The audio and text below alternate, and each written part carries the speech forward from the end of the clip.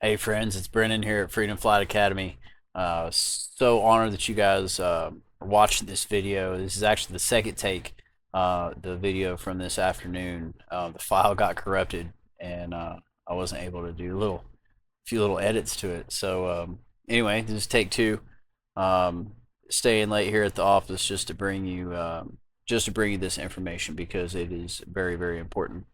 And At this stage in the project, we're getting a lot of questions, we're getting a lot of messages, and I figured I would just cover some of the frequently asked questions. If you have any questions after this, since obviously we're not live on the Zoom anymore, by all means, shoot them to me in a message, or better yet, drop them in the discussion tab here on the Facebook page for the event, and we'll get those questions answered for you. And if you have that question, it's probably safe to assume that someone else out there has a similar or the same question, right? So, oh wow, now here's y'all get Brennan with the hairdo today. So you can drop those questions there, and I'll get them answered for you best I can. So the Rough River Open Paramotor Classics is kind of a passion project that I put together through, I guess, the sense of wanting to compete in a classic style comp, but not having anywhere to train, nowhere to get my feet wet, and I really didn't want to spend $10,000 to travel overseas and kind of jump off the deep end and put my name in a hat of international competition when I don't even know anything about it. So, being that I am in Central Kentucky, I didn't have a whole lot of people to fly with when I first started flying. I was about 2.5 hours one way from my local school, where I did end up going to fly or learn to fly. And I got my PBG 1 and 2 there in southern Indiana. And after experiencing what some others have called an emotional reset, um, after going up and flying, it really ignited a fire inside me, to help bring other veterans to paramotoring, and it's just so they can experience this life-changing form of aviation that, as far as myself, it gave me a new sense of purpose, gave me a new passion, gave me goals and dreams to achieve. So I'm really thankful for the journey that brought me here, where I am today. So, in saying all of that, I've put together the Rough River Open Paramotor Classics, um, simply because there was no other place in the United States I could find that had competitions that I could attend, and two, with the tools that we have available for us, with the current conflict going on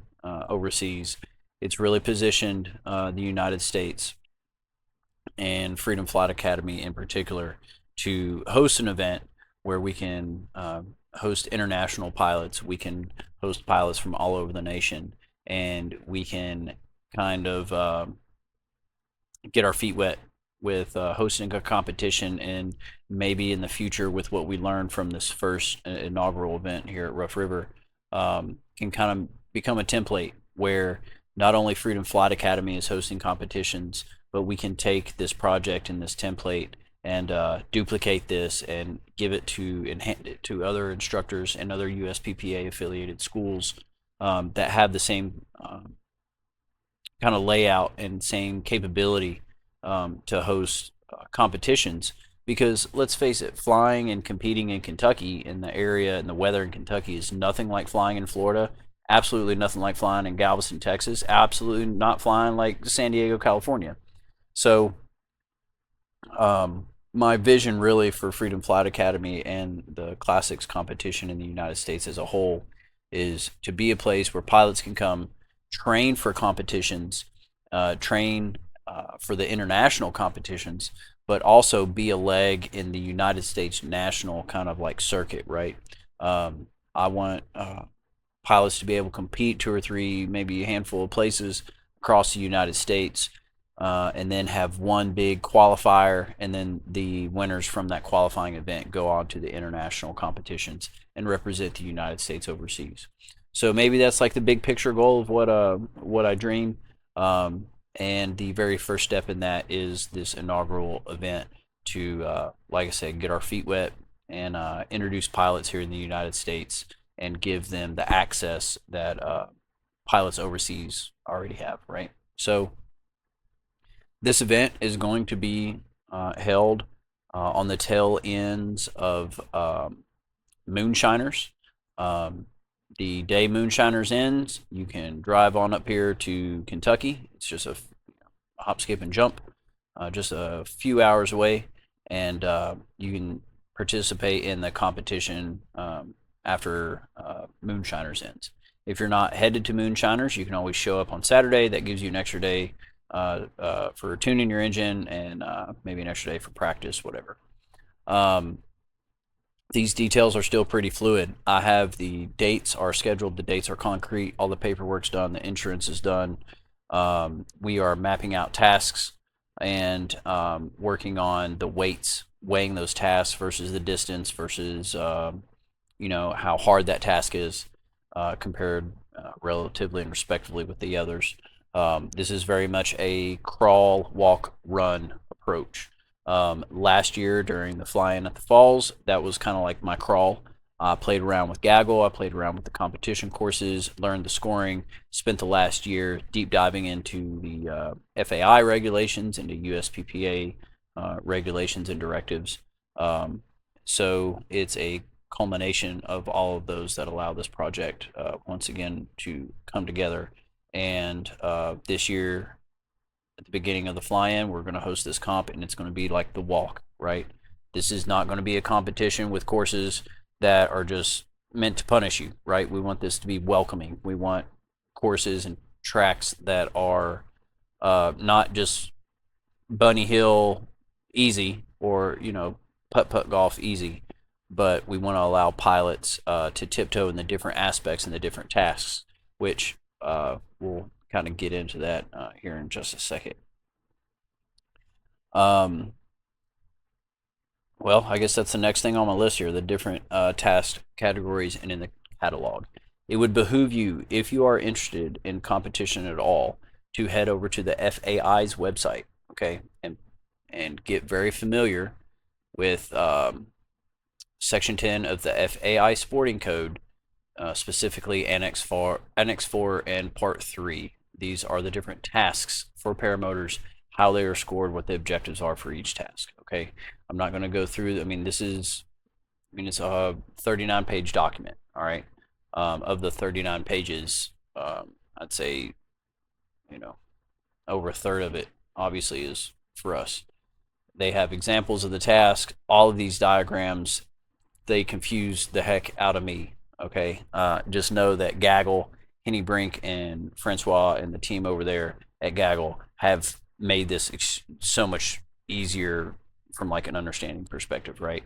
So if you have any questions when I say, hey, this is an economy task, this is what that means.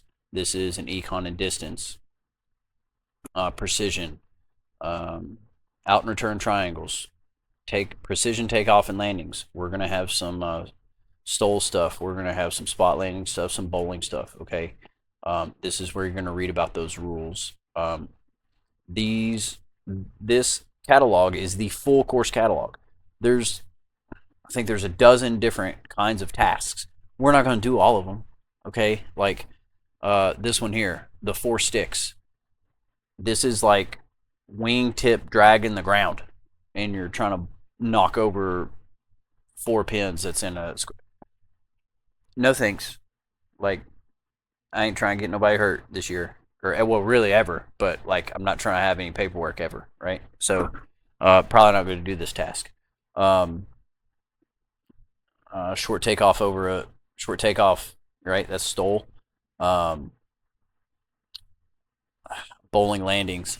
You've seen that. Hey, go to the British Open Paramotor Championship. Watch those videos, and that is essentially the competition that I'm wanting to emulate, right? Is the BOPC. They've got it figured out. They've done it for years. I'm not trying to reinvent the wheel. I'm just trying to make it American, like take what they got going on and put our smell on it, right? Without deviating from the FAI rule set. like minimum noise level and flight. We're not going to do that. Okay. Uh, I'm over here like maximum noise. Like, hey, can we put a V8 on one of these things? Um, I absolutely love turning dinosaurs into noise. When people ask what I do for a living, that's what I tell them. I said I turn dinosaurs into noise. All right, so you have like the very technical breakdown of what each of these tasks are on the FAI's website, right?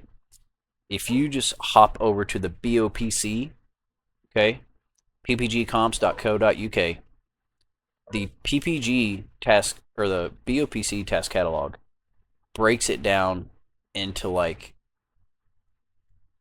language normal people can understand, okay? Um, so this tool, use it in conjunction with Gaggle, because Gaggle's is what's going to be scoring our competition, right? Take this and open up the BOPC results, which is also on that same website, and you can see where these different tasks, I mean, they had 13 tasks for their competition. That's not 13 like individual flying routes. Some of these are like turn point hunts. Okay, you do that as you're competing, as you're going through these other tasks. You're hunting waypoints. Your spot landing, that you have an opportunity to do that every day when you come back, or yeah, every evening when you come back from flying. Economy, you put up a liter or a measured amount of fuel in your paramotor, and you see who can fly the longest. I like that one. Here you can see where the difference between second and third place was 2 seconds. So second place, Jonathan from Great Britain, stayed up 4,317 seconds, and Bruce from Great Britain stayed up 4,315 seconds. So between second and third place was only 2 seconds, and that was one whole point, right? So you can head over to Gaggle, and you can pull up through this link the British Open navigational task, right? So when you're here, you can click on these tasks, click on the gates, right? So either one of the gates, and it will show the leaderboard for that task, right? So highlighted now, you can see this orange track is Mr. Daniel Jones. That's his track where he scored first place for this obstacle course, right? Or sorry, for this task, for task 1. You can click on his name, and then you can see his entire flight. This is a 2-hour, 36-minute flight, a total 87 miles. You can see his track. Starting in green is where he took off. Looks like he took off, grabbed this turn point here. Okay, looks like he started a different task. This, I think, was a constant speed task where you have to remain the same speed through the whole task. Looks like he made 1 leg of it, got 2 legs, got 3 legs, and then halfway in between his 3rd and 4th leg, looks like he decided to leave that task. So once he left the corridor here, that task was over. His attempt was over. You only get 1 attempt per task. And then maybe he decided that getting these turn points here was worth more points and maybe better off for him than completing that task. Maybe he wasn't doing so hot through there, and he realized, hey, like, I'm just not very consistent with my speed. I have a limited amount of time. I'm gonna go get some waypoints. He grabs those turn points on the way to this task. This task is a nice squiggly line all the way around this airport. He joined the start gate, and you can see his track, his light blue against, well, I guess the other light blue, the teal against the light blue. So you can see here where, he wasn't exactly perfect on that track, right? He kind of like deviated over this really nice house that has a tennis court in the backyard. So the farther off from the center line you are, you get less points, right? So that's how they measure the precision, how close you stay to that center line of of that course. You can see here he almost he exited there for a little bit. Some courses are designed where you can exit and come back in. They have like a timer, right? So yeah, by all means, that was not like a picture perfect Formula One race like line and run, but Mr. Jones pulled off first place in that task, right? So just goes to show you don't have to be perfect. All right, so waypoint task. So you have all these different waypoints that are spread throughout the course, right? So looks like Jason from Ireland scored a heck of amount of points in one flight by going around and hitting all these little yellow spots, right?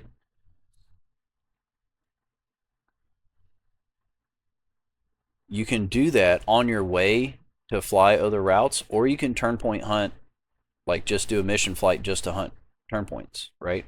Or you can do like Daniel did, and he hit up turn points as he's doing the competition, as he's doing the different courses.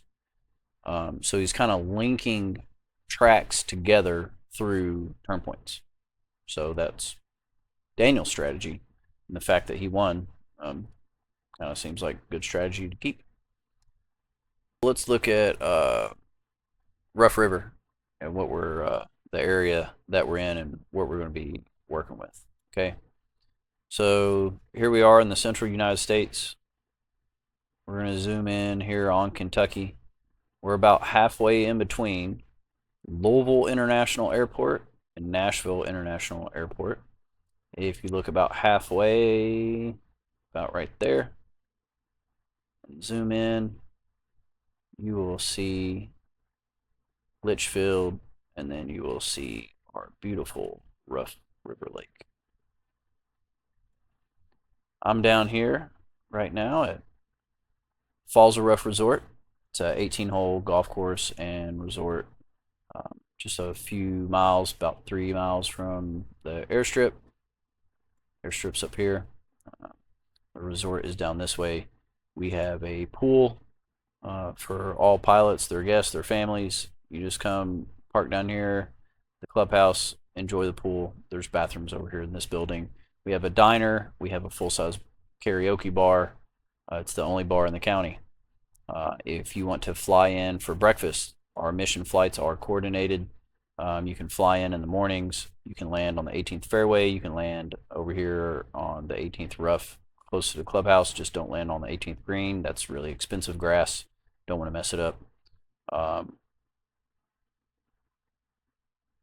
Anyway, come hang out with us down there at the clubhouse.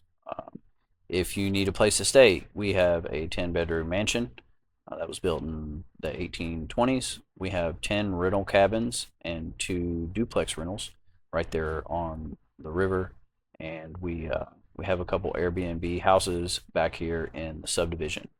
If you want to join a subdivision full of other pilots, and where you can literally just like walk out of your house here and take off out of your front yard or out of an empty subdivision, yeah, hit me up and I'll give you those details. But if you follow the river back up here to the airport is situated on Rough River Lake State Resort Park. The airport is owned by the U.S. Army Corps of Engineers. It is a U.S. Army asset, and the Kentucky Department of Parks leases the airport from the U.S. Army. So that means that we have a few different rules that we do have to abide by that are not your typical FAA paramotor rules, right? We all know that paramotors in the United States, we fall under FAR 103. It's very few like things that we got to abide by, right? Well, being that this is a U.S. Army project, this is U.S. Army property, we have to follow the Code of Federal Regulations, the CFR. I think it's Chapter 36, which their rules in the state of Kentucky, no aircraft can land or touch project waters. These are project waters. They actually own the airspace above the waters. It is not the FAA. The Army supersedes the FAA in this regard. meaning that they control the airspace above the waters of the lake. They do not control the airspace above the land, just the waters. Okay, so in saying all of that, at this event, we're not going to have any controlled substances, anything. If you can't bring it inside of a post office or a bank or bring it on a military installation, we're not going to have it. There are U.S. Army park rangers and, or I guess, Kentucky Department of park rangers, which are law enforcement, and then there are also USACE park rangers that frequently patrol. If you can tell here, there's like two loops. You got this loop and you got this loop, and all they do is patrol this area and enforce federal regulations. Now, the caveat to that is our water course. Okay, so this year at the Paramotor Classics competition, the last day, Wednesday, it will also be open on Thursday. We will have our water course that is open. Pylons will be set up in this little area. Army Corps of Engineers will have a safety line here with a boat with lights to keep the civilians out of this area. Our safety, our teams, our media, our EMS, our rescue station is going to be down there. We're going to give everyone the opportunity to demo the water course, so that way we can host water slalom competitions if this course goes well and there's no paperwork involved. So I will take a full stop right now and say safety is our number one priority. Do not ruin this for me. If you demo the pylon course, whatever, please don't go in the water. Do what, like, we're not timing you, dude. Like, just don't go in the water, okay? This is a demo. I want to show the Corps of Engineers that we can do this and we can do it safely, okay? We're not timing you. Just go out there, run the course, say that you did it. It works, and it's going to be very controlled chaos, okay? But just know that the course is going to be open, and they do enjoy us having there, okay? They don't mind if we are doing this in a safe, organized way. What they don't want is a bunch of paramotors out here foot dragging the lake way off somewhere, and then as you can tell, it's a pretty narrow lake. They don't want any safety incidents. They don't allow float planes or anything like that either, so it's not just us, okay? So now that we're past all like the safety stuff, or the stuff some people don't like. Oh, the other thing, if you want to come do a bunch of acro and do sats and wing overs at 500 feet around here, it's not going to happen. The Corps of Engineers will see that as negligent and unsafe behavior, even though that we know that, you know, this is safer than riding a motorcycle. It is up to their discretion, and just like if they see unsafe boating activity or unsafe water skis or whatever, we are operating on their land. Now, if you go out over here, away from the dirt and the water that the Army controls, they can't do nothing if you're doing sats and wing overs and barrel rolls over here away from the lake, okay? If that's something that you absolutely have to have and have to do in order to come to a fly-in or a competition, then you're not going to be happy here, unless you want to do all your acro away from the LZ.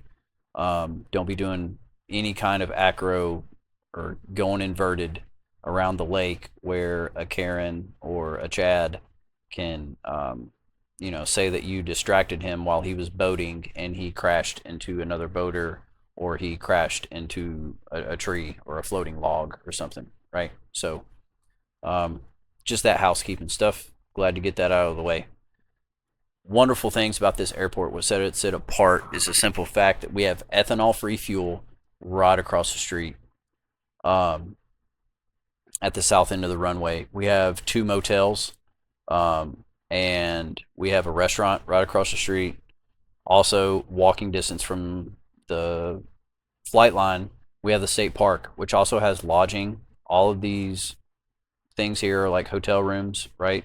The pool, we can't use the pool unless you rent a room. It's their insurance that kind of dictates the pool stuff.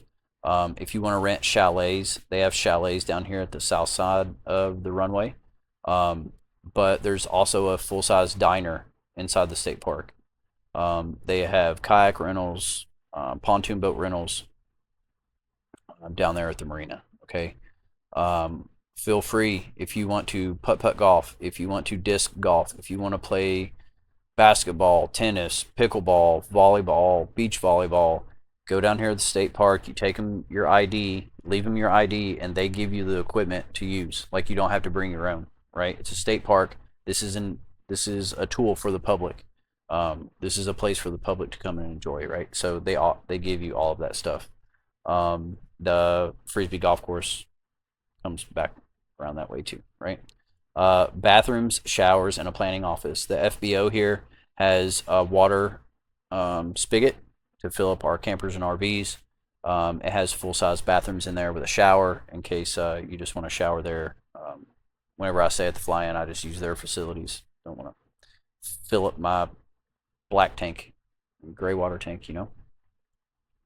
So whenever you arrive, you're actually going to arrive, if you're pulling a camper or anything, from the south side. Okay, this little turn point, this little turn right here, if you come from the north, it proved to be a little hard for some RVs last year.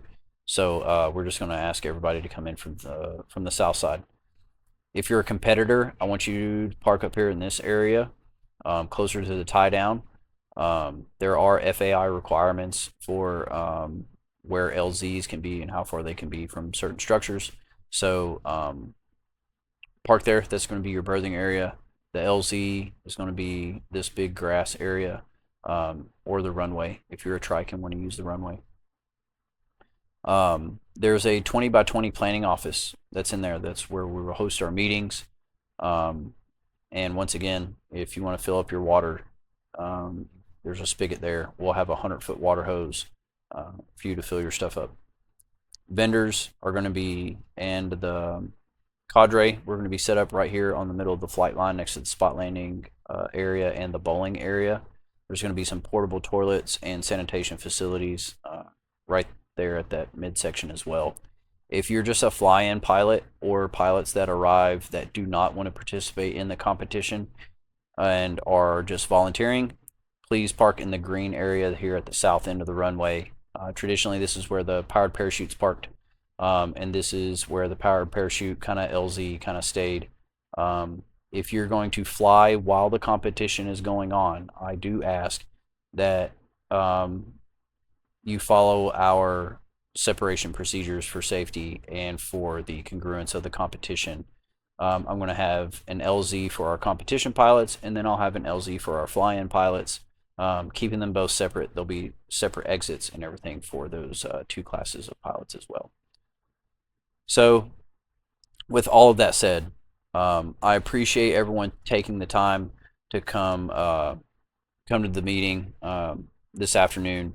I'm sorry that that recording corrupted. So once again, just to reiterate, this is just a brief kind of overview to show you guys the area that we're going to be flying in, kind of an overview of the different tasks that you may see, and to give you some resources on how to prepare and how you know, the flying season is just getting started.